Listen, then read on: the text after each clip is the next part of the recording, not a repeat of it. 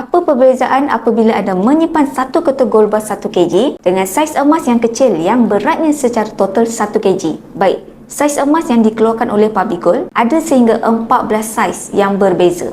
5 saiz dinar sekecil 1/4 dinar hinggalah ke 10 dinar dan 9 saiz gold bar sekecil 0.5 gram sehinggalah gold bar 1 kg.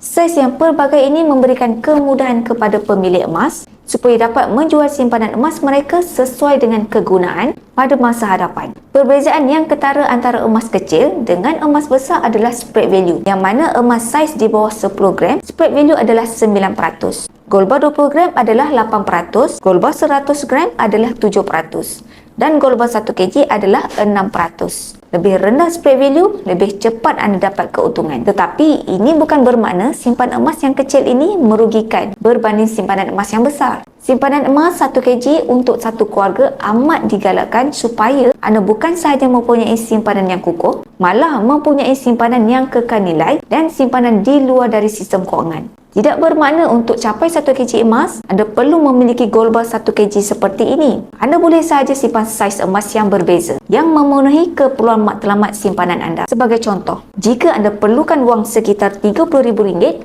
maka gold bar 50 gram adalah saiz yang sesuai untuk anda jual.